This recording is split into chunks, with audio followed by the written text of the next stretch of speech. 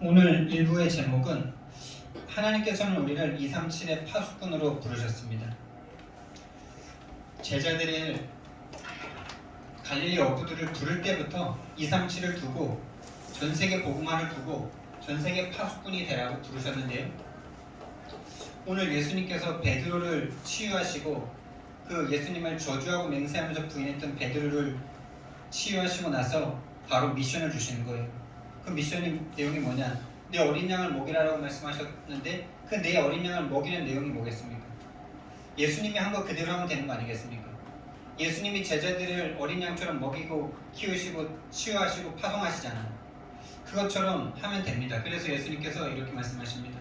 너는 나를 따르라. 아멘입니까? 네. 그 누가 어떤 문제가 있다 할지라도 우리는 예수님 따라가면 되는 줄 믿습니다. 237 파수꾼 되는 길이 다른 길이 아니고 예수님이 하신 것 그대로 따라하는 우리는 어느 날 예수님을 사랑하고 예수님이 하신 것을 그대로 하고 싶고 예수님과 교제하고 싶고 그래서 예수님께 늘 붙어 있으려고 하는데 하나님께서 저와 여러분을 237 빈 곳의 파수꾼으로 영적 통신망의 파수꾼으로 또 치유와 영적 의사로 삼중직의 대사로 우리를 세우시는 것을 어느 날 보게 될 것입니다. 그래서 어려운 게 없고요. 우리 능력으로는 안 됩니다. 우리가 아무리 능력이 많아도 아무리 돈이 많아도 그 능력으로는 절대 사람 살릴 수가 없습니다. 근데 우리는 아무리 부족해도 예수님을 사랑하고 예수님이 하신 그것을 나도 하고자 하는 그 사람은 반드시 237 살리는 하나님의 소밋이 되는 줄 믿습니다. 우리는 237 살리는 파수꾼이 되기 위해서 먼저 개인이 복음화되는 그런 시간표를 맞이하셔야 돼요. 바로 전환점이죠. 개인 복음화의 전환점을 반드시 맞으셔야 돼요. 지금 베드로에게 너는 나를 따르라 이렇게 말씀하시기 바로 전에 이 베드로에게는 엄청난 치유의 시간이 있었죠. 본인의 각인 뿌리 체질이 얼마나 육신적이고 세상적이고 나중심적인지가 그대로 드러나는 십자가 앞에서 예수님이 십자가 지시기 바로 전에 나는 다른 제자들이 다 예수님을 버리고 떠나도 나는 내 목숨을 버려서라도 주님을 지키겠습니다. 이렇게 호언장담했어요. 근데 예수님이 진짜로 그 능력 많던 예수님이 그 종들한테 막 뺨 맞고 주먹으로 치고 이런 걸 딱 보자마자 멘붕이 딱 왔습니다. 물 위를 걸으셨던 예수님인데 죽은 자를 살리셨던 예수님인데 지금 왜 저러고 계시지?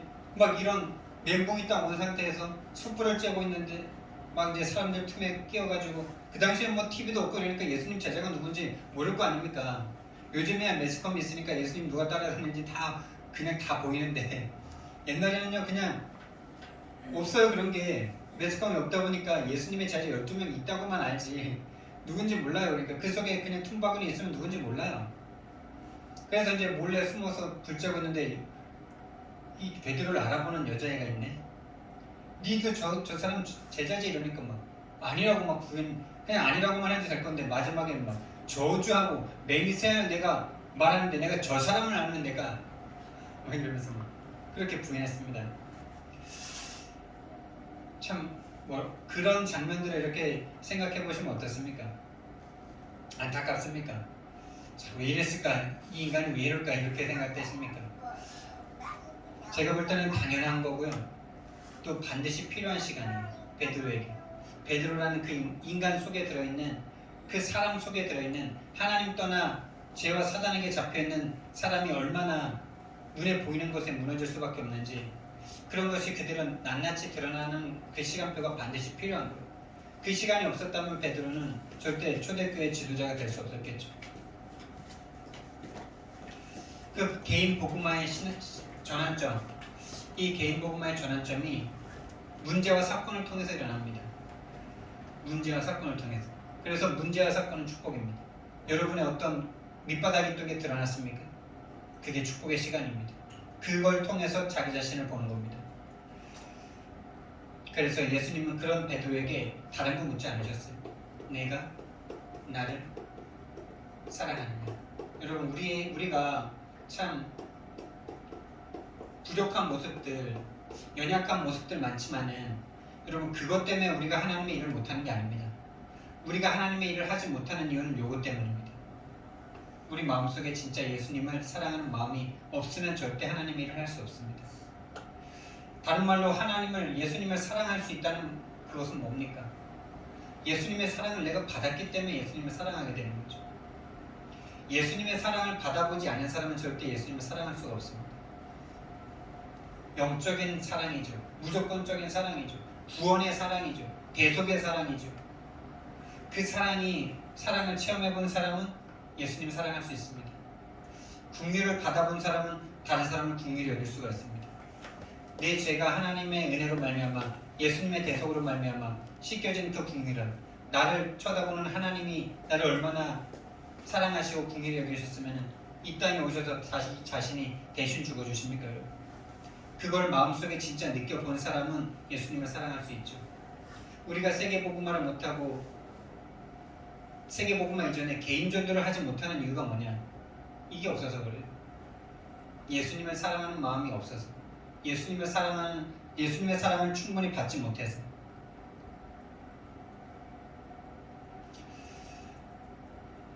그래서 정말 이것이 있는 사람은요, 이제 이렇게 됩니다. 삼중직의 대사로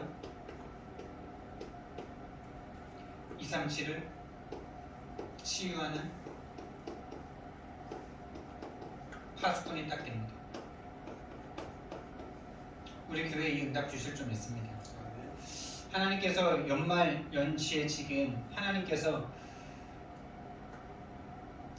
이 문들을 여시는데 제가 생각하지도 않은 곳에서 막 문이 열려요. 지금요. 제가 지금까지 많은 말씀을 드렸는데 현장 이야기를 좀 많이 말씀을 드렸는데 이 개인 복음화의 전환점이 저에게 먼저 있었죠. 다시 말씀드리면 제가 얼마나 사람들을 쳐다볼 때 육신적인 눈으로 쳐다봤는지가 제가 보여줬잖아요. 저는 귀신 들려있는 사람, 또 구하나사가 목사와 교회와 자기 부인을 욕하다가 구하나사가 와서 입이 돌아간 사람, 돌아가신 분, 40년 교회 생활하시다가 안수 집사님인데 또 목사 욕하다가 귀신 들려버리신 분, 이런 분들을 보면서 저는 그분들이 그거 회개하면은 정상될 수 있다. 그거 회개하면 얼굴 돌아오고 그거 회개하면 귀신 떠나간다. 이 생각을 하면서 저는 그게 맞다고 생각하고 있었거든요. 여러분, 근데 그게 맞습니까? 맞는데 틀렸죠. 육신적인 것밖에 못 봤죠. 그 사람들이 그렇게 교회와 목사를 욕할 수밖에 없는 이미 근본 상태가 하나님을 떠나 죄와 사단에게 장악된 상태였잖아요. 근데 이게요. 머리로는 알겠는데 딱 사람들을 쳐다볼 때 언제 내가 육신을 상대하고 있는지, 육신을 상대하고 있는 나를 모른다니까요. 근데 이게 전도자와 함께 계속 함께하면서 현장에 인도를 받으면서 이게 1년 8개월 만에 바뀌어진 거예요. 어쩌면 다락방 만난 지 17년 만에 지금 제가 바뀌어진 거예요. 개인 복음화의 전환점. 여러분, 17년이 걸리든 20년이 걸리든 죽기 전에 바뀌면 되는 겁니다. 여러분, 모세는 80년 후에 바뀌었습니다. 개인 복음화의 전환점이 딱 있은 그 다음날부터 하나님이 개인 양육의 문을 여시는데, 시골을 갔는데 그 귀신 들렸던 집사를 만나지게 되는 거예요. 그냥. 그래서 마음이 생겨서 조금 만나려고 그러니까 그분의 어머님이 그 옆집에 산다는 거죠. 그냥 거기 가서 복음 전하고 다락방이 열렸는데 이번 주에 양육하고 왔잖아요. 근데 가서 그 84세 된 어머니한테 첫 마디 딱 했는데 벌써 막 눈물을 막 흘리시더라고요. 사람이 태어나면 행복해야 되는데 원인과 이유 없는 문제가 닥치는데 그것을 막을 수가 없다. 나는 착하게 살았고 성실하게 살았을 뿐인데 왜 원인과 이유 없는 문제가 닥치는지에 대한 답이 없다. 이렇게 말하니까 막 오열을 하시더라고요. 그러니까 그 첫째 아들은 이모가 자기 동생이 업었다가 떨어뜨려가지고 고관절이 부러지고 그래서 장애자고 부인도 없고 지금 가돈도 없고, 둘째 아들은 귀신 들려가지고 지금 다 이혼 나가고, 초대식에서부터 버림받고 교회 가서 좀 회복돼서 막 뜨거운 것 같더니만 다시 교만의 마음 때문에 귀신 들려가지고 그런 상황 가운데 있는 그 84세 노모가 얼마나 마음이 지금 미칠 그렇겠습니까? 근데 거기에 원인과 이유 없는 문제가 인생에 닥쳐온다 이 말 하니까 막 우는 거죠. 그리고 제가 만나려고 계획도 안 했는데 가봤더니 이 부부간에 문제가 와가지고 지금 마음이 완전 무너져가지고 마음에 비수처럼 꽂힌 상처 때문에 지금 너무나 괴로워가 있는 두 부부를 만났는데 이 두 부부가 둘 다 양육의문이 열렸어요. 그래서 이번 주에 또 양육하러 가봤더니 내가 그때 드렸던 예배가 답이 됐니? 그러니까 답이 됐다 그러면서 뭐가 답이 됐니? 이러니까 내 문제가 아니라는 거가 일단 너무 좋았고 그러니까 자유함을 얻었다는 거죠. 그러니까 어떻게 됐니? 그 남편한테 자기가 사과를 했다는 거예요. 남편으로부터 자기가 사과를 받아야 된다고 생각했던 사람이 내가 사과를 하게 된 거예요. 성령의 역사죠. 그리고 그 남편을 또 만나러 갔었죠. 남편을 만나러 갔는데 그 충주 공장에 여기 목사님 와서 신방 드린 적 있니? 이러니까 한 번도 없대요. 왜 안 왔어요? 멀잖아요. 뭐가 멀어요? 전도할 이유가 안 보이는 거죠. 가가지고 몇 마디 나누다가 식당에 식사를 하러 갔는데 거기에 이제 한 부하 직원이 있는 거예요. 근데 이제 밥이 나오기 전에 이제 제가 현장 얘기를 했어요. 내가 지금 현장에 여기를 들렸다 왔는데 사람들이 행복하고 싶은데 이상하게 자기는 본인은 착하고 성실하게 행복하게 살려고 노력했을 뿐인데 원인과 이유 없는 문제가 사람들에게 닥쳐오더라고요. 근데 그것을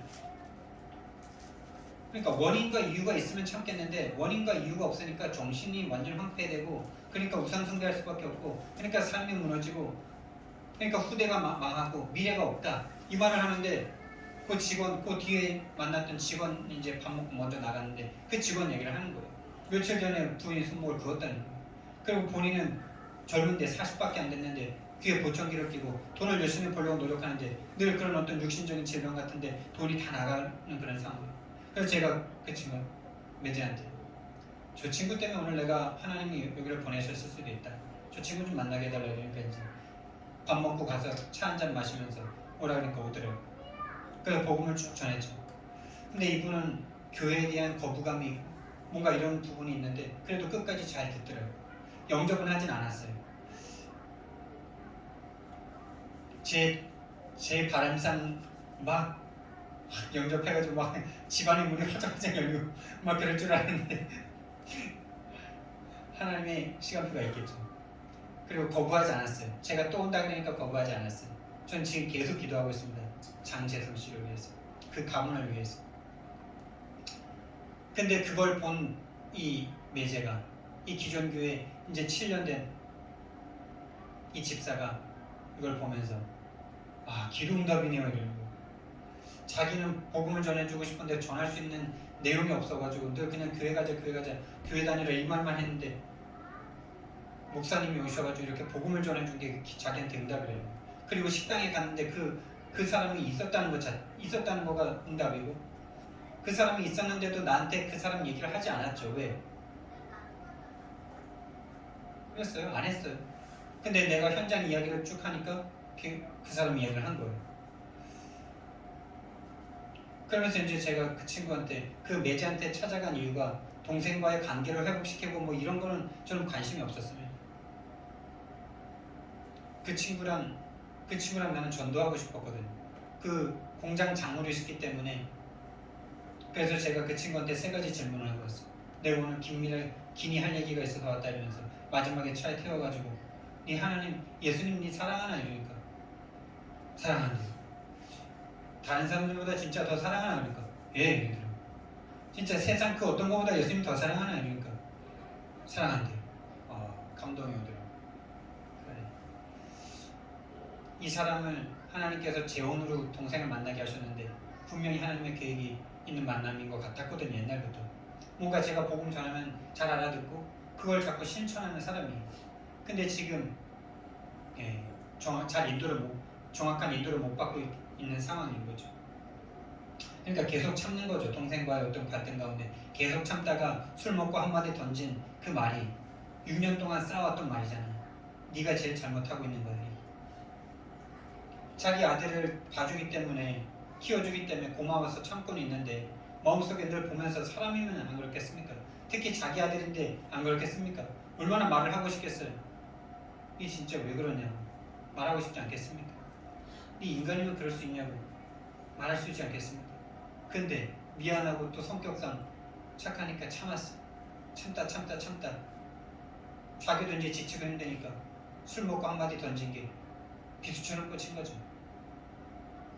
네가 제일 잘못하고 있는 거 알지? 그러니까 이 사람은 참는 거죠. 참는 게 신앙이 아닙니다. 절대 참는 게 신앙이 아니에요. 참는 거는 종교입니다. 신앙은 뭐냐? 복음은 뭐냐? 그 사람이 그럴 수밖에 없다는 게 이해가 되는 거예요. 이해가 되니까 수용이 되는 거예요. 수용이 되니까 초월이 되는 거예요. 그러니까 살릴 수 있는 거예요. 함께 살고 함께 평안 얻고 함께 세상 살려야 되는데 참고 있으면 절대 못할 거 아닙니까? 참아서 되는 게 아닌데요. 참으면 병납니다. 참으면 언젠가 한계 와가지고 뻥 터지면 끝장나는 겁니다. 복음은 참는 게 아닙니다. 이해가 되는 거예요. 당연하지. 저럴 수밖에 없지. 그러니까 필요한 게 보이는 거예요. 기도할 수밖에 없고. 그러니까 절대적인 응답이 오는 거예요. 복음화. 여러분 현장이 완전히 비어있습니다. 여러분.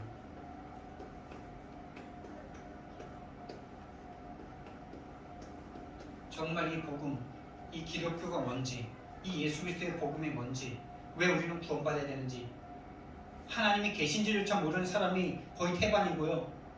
교회 다니는 사람들은 왜 예수인지, 왜 구원받아야 되는지 이 부분이 가장 중요하고 가장 기초적이고 가장 기본적인 이 내용조차 정리가 안 된 상태로 종교 생활에 빠져있는 지금 이 시대 완전 비어서요. 완전히요. 고통받고 있고요.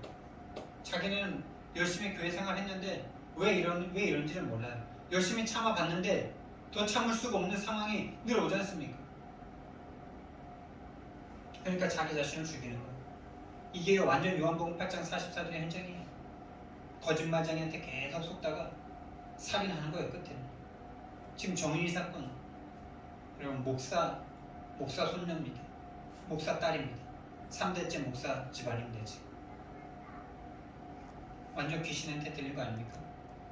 완전 귀신한테 사단이 하는 짓 그대로 하는 거 아니에요? 지금 살인자 빼앗고 죽이고 멸망시키려는 그 사단의 일이 그대로 지금 성도들 안에 일어나고 있지 않습니까? 근데 저와 여러분은 안 그럽니까? 저는 안 그렇습니까? 아까요 제가 처음에 말씀드렸잖아요. 복음화의 전환점이 있기 전까지는 제가 그 사람들을 놓고 생각하는 게 그 사람 살인하고 있었잖아요. 제가 귀신 들린 거죠. 제가 귀신한테 영향을 받는 거예요, 여러분. 그 사람의 진짜 근본 문제를 보지 못하고 육신적인 문제밖에 보지 못하는 이유가 뭡니까? 다른 말로 복음화가 안 되는 이유가 뭡니까? 사단에게 속는 거예요. 다른 말로 귀신에게 잡혀 있는 거예요, 제가. 그렇게 귀신한테 막 이렇게 잡혀갖고 막 손목 긋고 막 이런 사람들만 귀신한테 잡힌 게 아닙니다. 귀신한테 잡혀가지고 막 간질하고 이런 사람들은 드러난 거고요. 저와 여러분은 복음으로 다른 사람 살릴 수 없다면 귀신한테 속고 있는 중이에요. 부인할 수 없습니다. 이거는 귀신이 우리를 장악하고 있는 중이에요. 뭐만 못 보게, 그 근본만 보지 못하게. 영적인 문제라는 것은 머리로만 있고 눈으로 볼 때, 생각할 때, 들을 때, 사건을 만났을 때 다 육신적인 생각만, 오로지 내 입장만, 오로지 내 감정만, 절대 살릴 수 없는 상태. 완전 고통받고 무너지고 있습니다. 교회가 무너지고 있습니다. 성도들의 무너짐이 교회의 무너짐이지 않습니까? 지금요 코로나19로 말미암아 제가 어제도 오늘 처음으로 여기서 양육이 되어질 당구장 사장님을 만나고 왔는데 지금 이 연말 연시에 하나님께서 많은 사람들을 이렇게 현장을 여러 군데를 보여주시면서 사람들의 마음이 지금 코로나19 시대에 영향을 받구나 이게 보여지는 거예요. 코로나19 때문에 직접적인 영향도 오죠. 건강에 직접적인 영향이 안 오는 사람들이 더 많지만은 이 코로나19 때문에 경제적인 영향을 받는 사람은 참 많죠.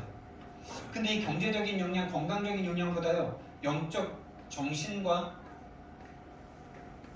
마음에 영향받는 사람들이 진짜 거의 대부분이에요. 제가 어제 그분을 만나서 이야기를 하면서 깨달아지더라고요. 자, 보세요. 이 코로나19라는 이 원인과 이유가 밝혀지지 않는 이 질병의 문제로 말미암아 사람들이요, 생각과 마음이 딱 잡힙니다. 눌러요, 사람을. 인간의 힘으로 할 수 없는 어떤 문제가 딱 왔잖아요. 다른 말로 이걸 운명과 비슷하지 않습니까? 원하지 않았어, 선택하지 않았어. 근데 왔어. 근데 막을 수가 없어. 지금 백신이 없어. 지금 백신 나오고 있는데 새로운 변이 또 생겼어. 지금. 그러니까 생각과 마음이요, 정신과 마음이 완전 딱 잡힙니다. 꽉 눌려요. 다른 말로 영혼이 잡히는 거죠.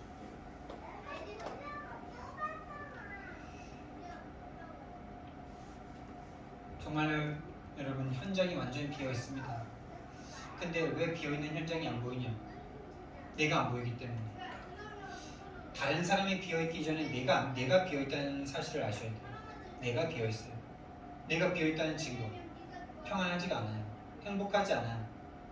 여러 가지 인간적인 사건 문제들로 인해서 자꾸 마음과 생각이 무너져요. 두려움이 계속 있어요. 뭔가. 참된 평강이라는 말은 교회에서 들을 때만 그렇고 집에 가면은 여러 가지 인간관계 문제로, 자녀 문제로, 경제 문제로 또 처리해야 될 어떤 것들로 말미암아 마음의 행복과 평안함이 없어요. 늘 시간에 쫓길 수밖에 없고 뭔가 관계와 그런 것을 내가 염려할 수밖에 없는 상황이에요. 내가 비었다는 것을 보셔야 됩니다. 내가 근본적인 내가 치유받지 못했다는 걸 보셔야 돼요.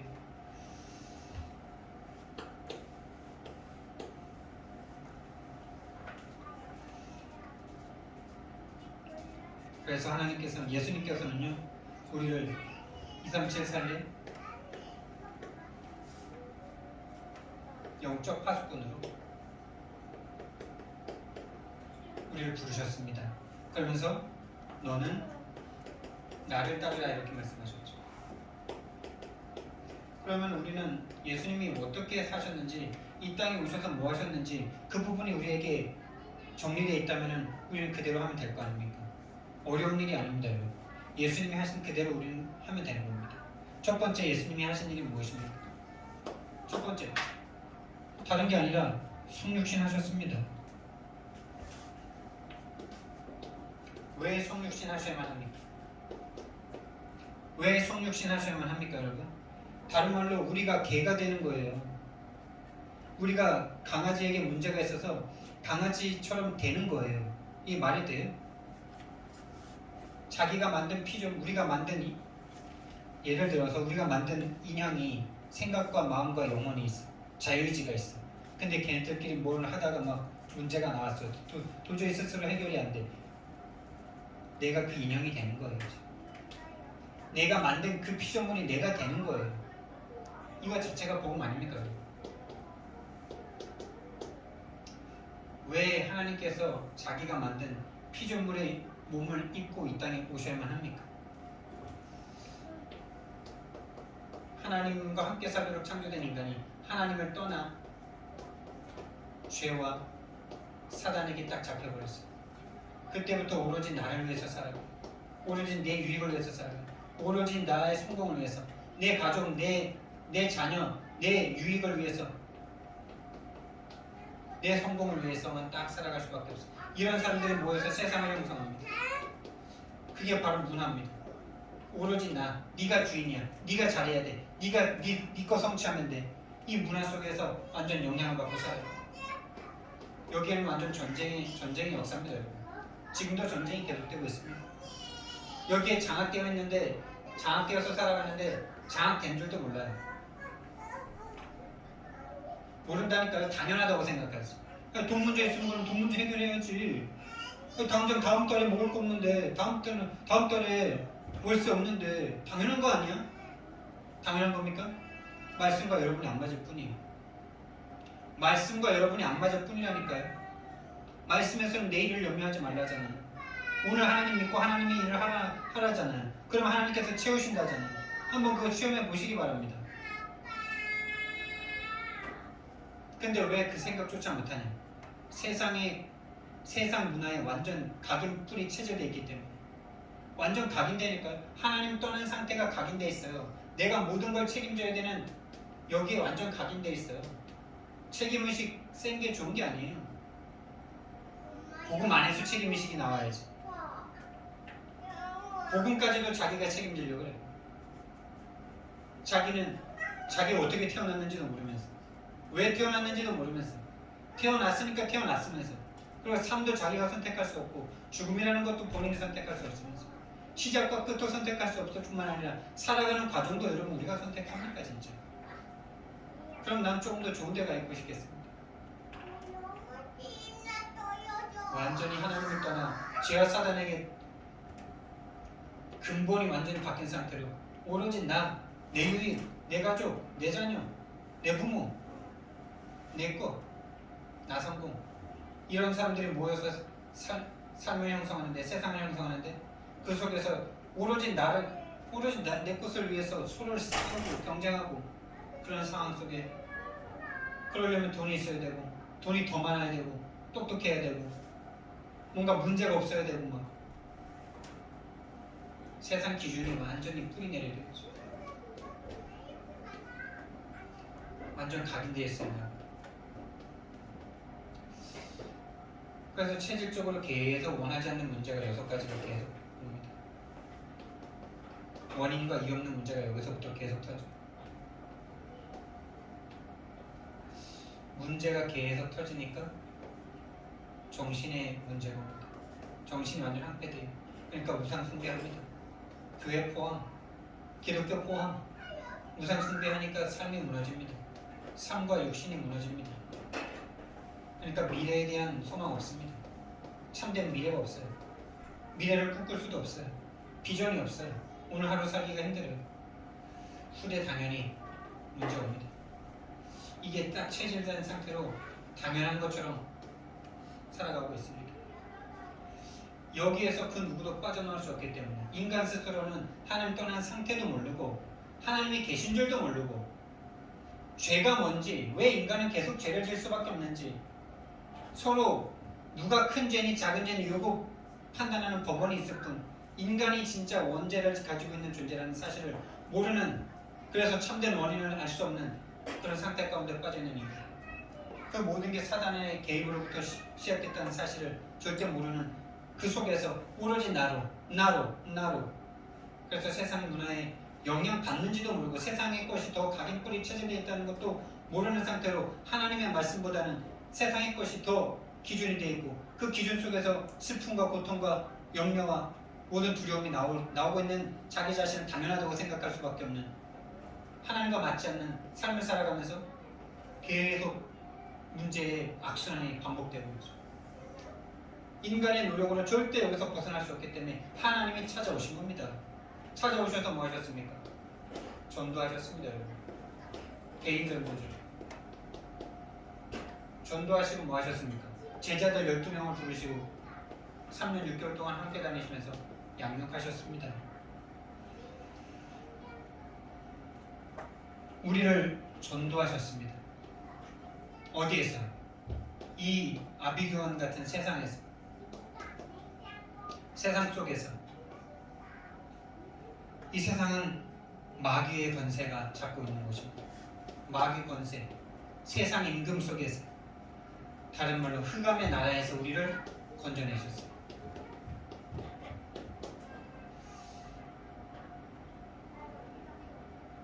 건져내셔서 어디로 우리를 옮기셨습니까? 하나님 나라의 사람, 하나님 자녀로, 그리고 영적 파수꾼으로,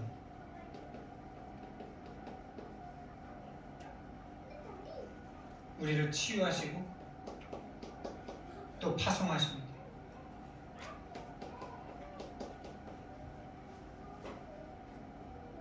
이것을 어떻게 하셨냐? 친히 모범을 보이시면서 함께 하셨어요.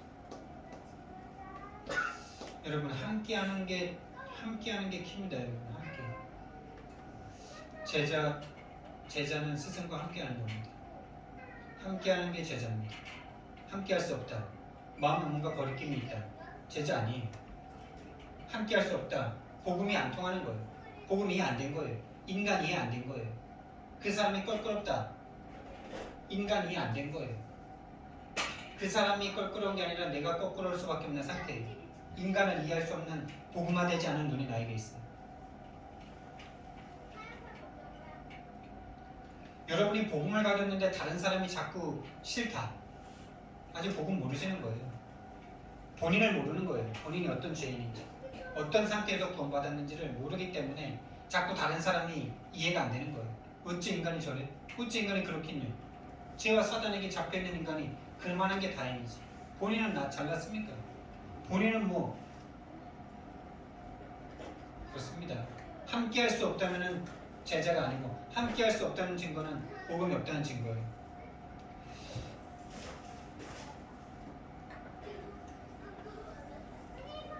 그래서 제가 최 목사님과 1년 8개월을 함께하면서 미션홈을 들어가게 됐는데 미션홈 들어간 게 저는 큰 결단이 아니었습니다. 당연한 결단이었죠. 당연한 결단. 제자가 되보지 않고는 제자를 세울 수 없다. 나는 이 말이 나에게 얼마나 크게 오는지. 그럼 난 제자가 돼야 되는데 어떻게 제자가 될 수 있을까? 미션홈이 열렸어. 남자 미션홈이 열리는데 난 저기 꼭 들어가야 되겠다. 막 이런 마음이 이미 있었는데 최 목사님은 장난식으로 말하더라고요. 이 목사님 들어오시죠? 이런 식으로. 바로 가서 제가 말했죠. 당장 들어간다. 그리고 최근에 한번 제가 최 목사님께 물은 적이 있어요. 제가 1-1113을 1-111을 딱 결단하고 그러면 내가 진짜 오전에 나가서 오후에 나가서 밤중에라도 나가서 내가 이거 반드시 도전한다 이런 마음 가지고 막 그 마음이 막 뜨겁더라고요. 대구에서 은혜 받고 와가지고 좋은 목사님. 그래서 형님한테 한번 물어봤어요. 형님, 내가 이걸 결단했는데 내가 오전 오후 밤까지 막 나가서 이거 하루에 한 명 영접 여기에 올인하는 게 맞습니까? 아니면 형님과 함께 하면서 현장 함께 가는 게 맞습니까? 라고 물어봤어요. 어떤 게 맞을까요?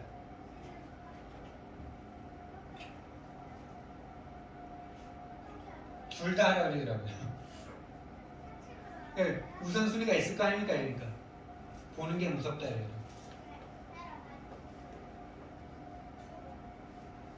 우선순위가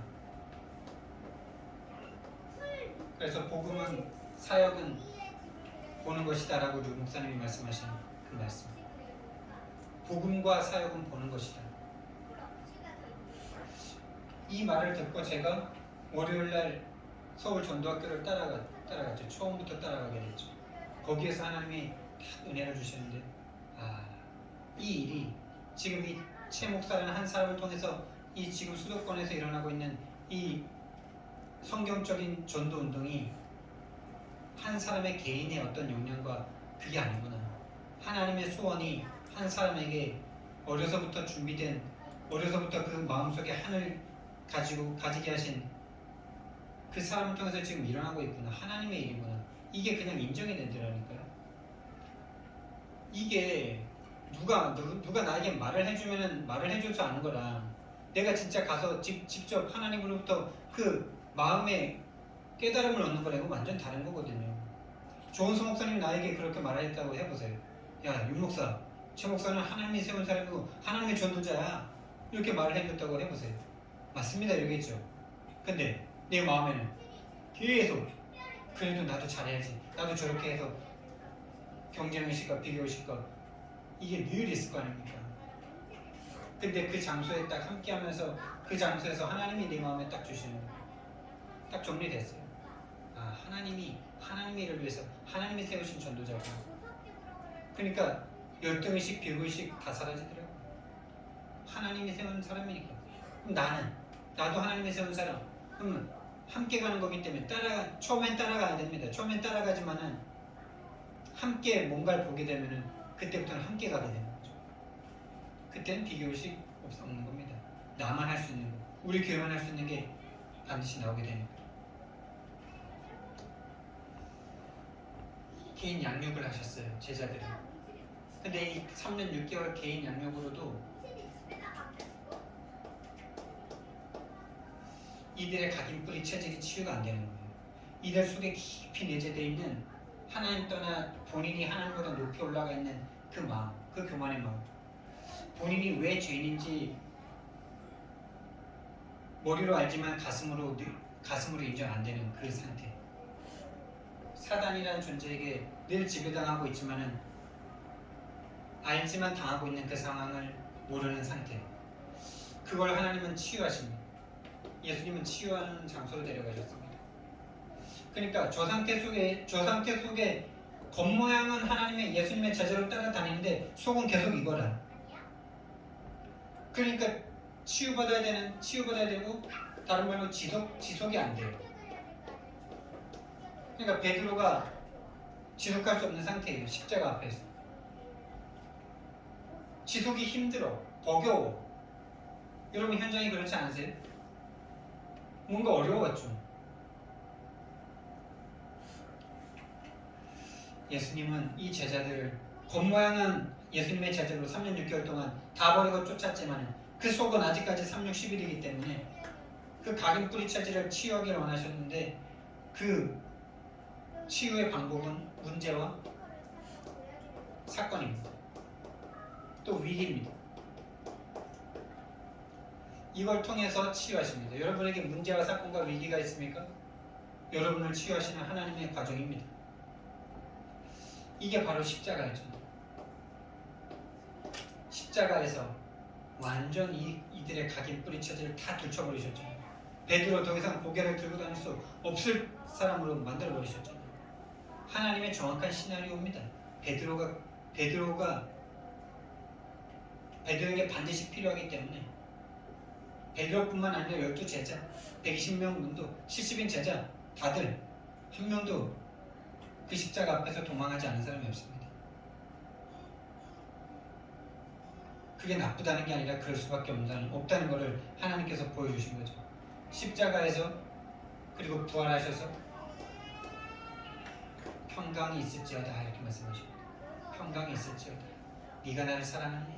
네가 나를 사랑하느냐? 사랑이면 되는 겁니다. 이 십자가에서 각인 뿌리 체질을 예수님을 따라다니면서도 여전히 내 것을 위해서, 내 유익을 위해서, 내 성공을 위해서 따라갈 수밖에 없는 이들의 각인 뿌리 체질을 치유하시는 거죠.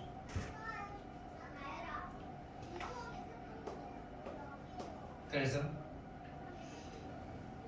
영적 파수꾼이 되도록 여기까지는 육신이에요. 겉모양은 하나님 예수님을 따라서 예수님과 함께 모든 걸 버리고 따랐지만은 그 속은 오로지 나예요.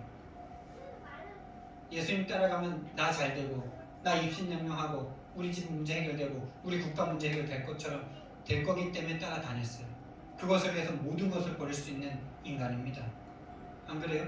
여러분 성공할 수 있다면 반드시 100% 성공한다면 모든 거 다 버릴 수 있잖아요. 그게 인간입니다. 팬티 입고 십자가 지고 4시간 걸을 수 있는 거예요. 인간은. 그럴 수 있는 거예요. 근데 그 속은 완전 육신이에요. 그 육신을 하나님께서 육신을 가지고 덮어 씌우고 겉모양만 가지고 따라가는 그 사람들을 치유하시기 원하십니다.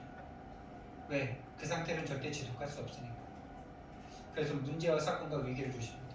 제자들을 데리고 십자가로 가시는 그 십자가에서 그들의 각인 뿌리 체질을 보게 하시는 겁니다. 다 들춰놓고 치유하시는 겁니다. 여러분 과거가 감춰야 되는 과거입니까? 그러면 여러분들은 하나님과 상관이 없어요. 하나님은 여러분의 과거를 줘서 그 과거를 통해서 여러분을 구원하셨습니다. 과거가 근데 하나님과 상관이 없다. 하나님 없는 인생이. 그 과거를 통해서 다른 사람을 치유하게 되는 겁니다.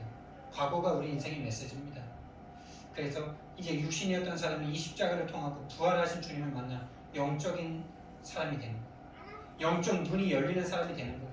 빈 곳을 본 사람이 되는 거예요. 정말로 치유할 수 있는 삼중직의 대사가 딱 되는 거예요. 이 삼중직을 체험하는 거죠. 체험했잖아요. 제자들. 자기가 치유받으니까 치유할 수 있는 사람이 되는 거죠. 이 사람을 이제 예수님은 파송하십니다. 파송하시는데 그냥 파송이 아니라 그냥 네 가라가 아니라 내가 함께 할 거니까 가라는 거예요. 뭘로요? 하늘과 땅의 모든 권세를 가지신 그 권능을 다 가진 예수님께서 성령으로 보좌와의 축복으로 모든 권세 가지신 예수님께서 보좌의 축복으로 보좌의 축복과 능력으로 함께 하시는 줄 믿으시기를 예수님 이름으로 축원드립니다. 그러면서 예수님께서 너는 나를 따르라.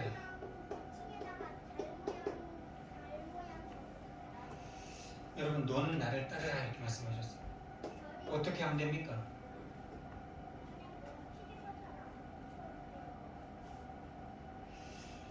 이대로 하면 돼요. 여러분이 가는 직장, 여러분이 가는 만남, 여러분이 가는 가정, 여러분이 가는 지역에 성육신의 마음으로 가시면 돼요. 거기에 복음이 필요하기 때문에 하나님이 나를 이 땅에 보내셨구나 라는 걸 깨닫고 가시는 게 바로 성육신 된 상태로 가시는 거예요. 가서 개인전도부터 시작하시는 거예요. 만나지는 사람을 양육하는 겁니다. 그러다가 그 사람이 분명히 문제, 사건, 위기를 만날 때 그 문제, 사건, 위기가 축복으로 재해석해 주는 거죠. 재해석해 줘야 돼요. 재해석 안 되면 절대 지속할 수 없습니다. 그리고 또다시 그 제자를 그 사람이 있는 현장으로 파송은 뭐 가라 이런 말 안 해도 여기까지 오면 그냥 그 삶 자체가 그냥 파송이에요. 삶 자체가 파송입니다. 살아가는 그 삶 자체가 전도예요. 그게 다른 현장이잖아요.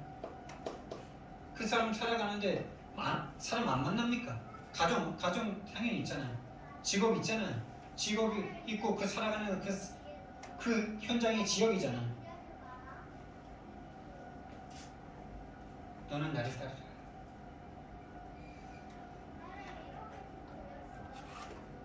여러분, 다시 말씀드립니다. 제자는 누굽니까, 여러분?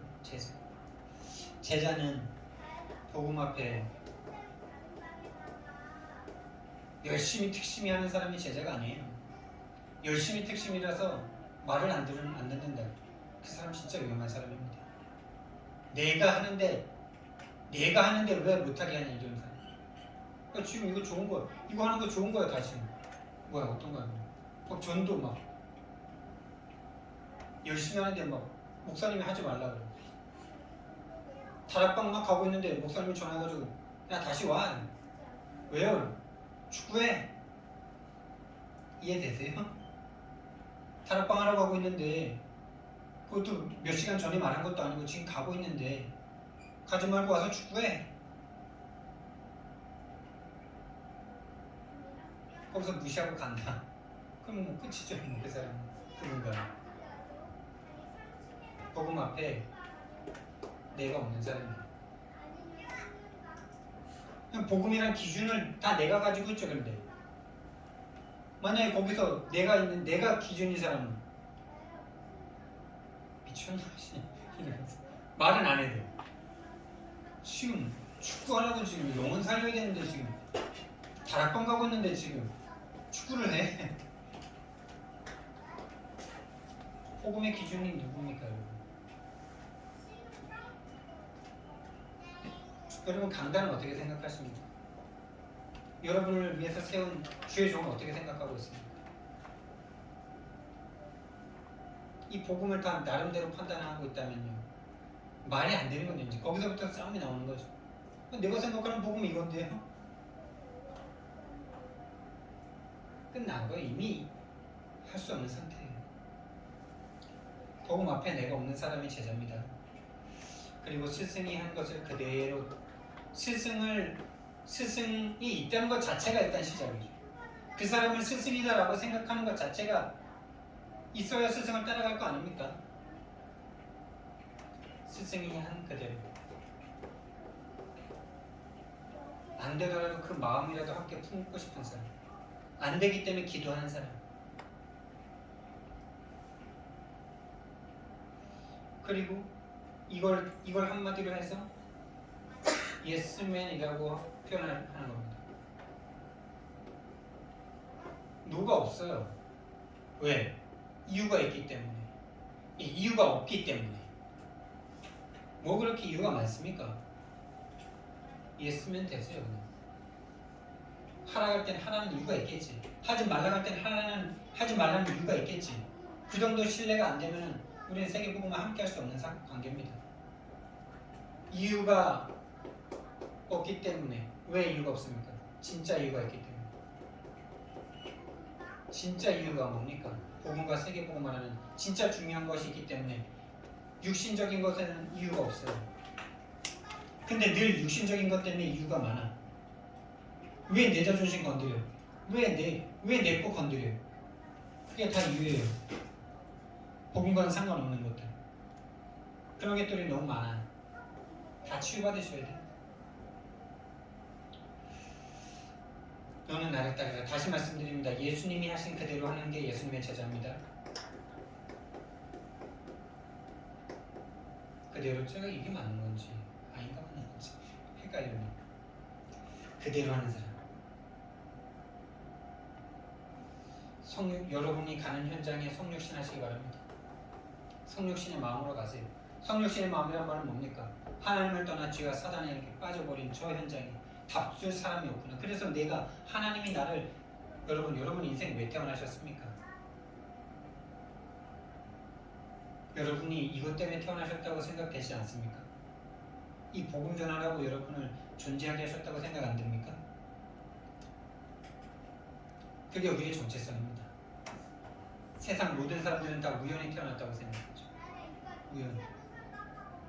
그게 불신자 사단이 주는 생각입니다. 하나님께서는 예수님을 이 땅에 보내신 것처럼 저와 여러분을 이미 창세전에 영세전에 계획하시고 보내신 줄 믿으시기 바랍니다. 그래서 여러분을 이 땅에 영적 파수꾼으로 파송하신 거라니까요. 그래서 여러분들이 존재하는 거예요. 그 정체성을 가지세요. 그게 시작이에요.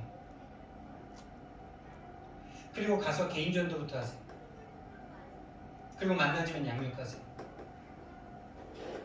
그리고 그 사람에게 오는 분명히 불신자 상태로 완전 사단에게 종되어 있다가 갑자기 바뀌어버리면 반드시 문제 올 거 아닙니까? 자기 겉모습은 지금 기독교인이 됐지만은 그 속은 아직까지 바뀌지 않은 상태로 계속 따라오고 있기 때문에 반드시 그 사람에게 문제가 오게 돼 있어요. 사건과 위기가 오게 돼 있어요. 그때 재해석해줘야 돼요. 왜 그런지. 근데 내가 재해석이 돼 있으면 그 사람을 보면서 재해석해줄 수 있겠죠. 근데 내가 내 인생이 재해석이 안 된 사람이에요. 그러면 문제 사건 위기 딱 터지면 함께 뭉쳐가지고 그냥 함께 그냥 떨어지는 거예요. 그래서 증인과 전도자가 필요한 거예요. 그 사람과 함께하는 게 큰 거예요.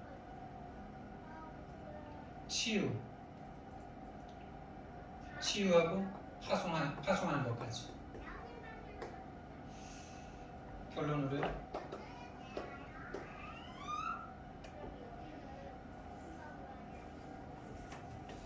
우리는요 절대 말씀 따라가야 됩니다. 내가 하고 싶은 대로 하는 게 아닙니다. 아무리 좋은 거라도 강단 따라가셔야 돼요. 그렇지 않은 사람 반드시 멸망하게 돼 있어. 그 원유식 집사 말씀드리잖아요. 본인이 막 전도한다고 막 너무 뜨거워가지고 한 명도 교회는 데리고 못 오면서 전도한다고 교만해져가지고 영혼이 완전 귀신한테 사로잡혀가지고 다른 말로 흐름을 따라간단 말이죠. 이 구원의 흐름, 복음의 흐름, 그 전체 흐름, 전체 훈련의 흐름.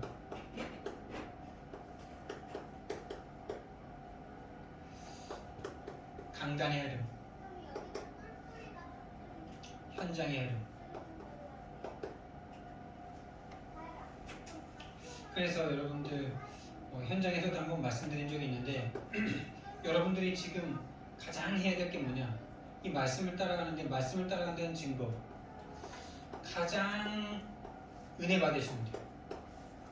여러분 이 기도하고 오셨습니까? 오늘 오실 때 오늘 이 예배를 통해서 다른 사람보다 내가 제일 은혜 받기를 원합니다. 이 기도 날마다 현장에 오실 때도 또 무슨 수예배, 금요예배 모든 예배 때마다 이 기도하고 오시기 바랍니다. 하나님 내가 오늘 이 지구상에서 내가 최고 은혜 받기 원합니다. 그게 여러분을 살리고 그게 교회를 살리고 그게 여러분의 가정을 살리고 그게 여러분 현장을 살리고 그게 여러분의 후대를 살리고 그게 새신자를 살리는 길이라는 거 아시겠습니까? 여러분이 은혜 받으면 그게 다 사는 거예요. 여러분들이 저를 어떻게 살리실 겁니까? 돈으로 살립니까? 예, 필요한 겁니다. 그런데 여러분들이 가장 은혜 받는 게 제가 사는 거예요. 여러분들이 강단을 통해서 너무 은혜 받고 이 강단을 통해서 여러분들의 문제가 해결되고 여러분들이 강단을 통해서 현장에 증거가 일어나는 게 제가 사는 거 아닐까요? 이 강단이 사는 거 아닐까요? 그게 우리 교회가 사는 거 아닐까요? 그게 237 빈 곳을 취하는 파수꾼이 할 일 아닐까요?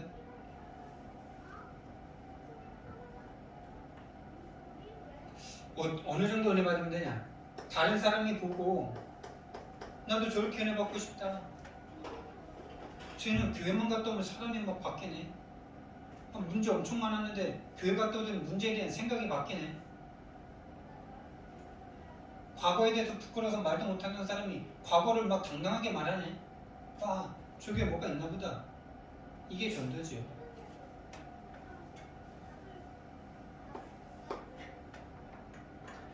그래서 고요한 시간을 좀 가지셔야 돼요. 다른 말로 개인 집중의 시간이고 묵상의 시간.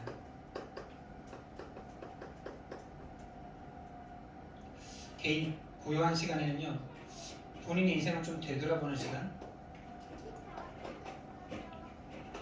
개인 집중은 말씀을 좀 녹취하거나 그런 시간. 묵상의 시간은 한 구절의 말씀을 가지고 암송하는 시간. 이렇게 좀 적용해도 될 것 같아요. 이 수많은 말씀들이 나오는데 창세기 3장 15를 한 구절 갖고 내가 묵상을 쭉 해보는 거죠. 읊조리면서 이 말씀에 나와 어떤 관계가 있을까? 이런 거를 하는 시간. 이 시간 자체가 나를 치유하는 시간이지만은 치유의 하이라이트는 어디입니까? 나를 치유하는 시간을 가지셔야 되는데 이게 바로 현장입니다. 현장에 내가 복음을 전할 수 있는 사람은 치유된 사람이에요. 내가 현장에서 복음을 전할 수 없다. 치유 받으셔야 돼요. 뭐를요? 361. 그래서 1-1113 마음에 품고 기도하세요. 기도 제목이라니까요, 여러분. 여러분 이거 기도부터 하세요. 하나님 내가 오늘 하루를 살아가는데 한 사람에게라도 복음을 말하고 싶습니다. 말할 수 있는 만난 것, 말할 수 있는 영적 상태가 되게 해주세요. 일주일에 한 명에게는 내가 답을 얻은 이 복음이 다른 사람에게 답이 되어서 다른 사람이 영접을 하면 참 좋을 것 같습니다. 그런 만남을 정말 만나고 싶습니다. 만남은 하나님의 손에 있다는데 나는 그 사람 왜 못 만납니까? 주님? 만남을 허락해 주세요. 내 정신과 마음이 다 유신에게만 있으니까 하나님이 만날 수 없는 거, 만나지 않게 해주시는 거 아닙니까? 그러니까 이게 기도 제목이라는 게 우리의 영적 상태를 하나님이 가시는 그곳으로 바꾸는 시간이라니까요. 우리 영적 상태가 완전히 다른 데 있으니까 절대 일어날 수 없는 일들이 이걸 체질을 바꾸는 거예요. 그리고 한 달에 한 명은 정말 이 복음을 듣고 영접하는 것만이 아니라 이 복음을 계속 들으려는 그 사람과의 만남을 만날 수 있도록 나를 인도해달라요. 3달에 한 명은 정말 양육하다가 함께 교회 와서 함께 예배할 수 있는 그 만남을 가질 수 있도록 그 기도.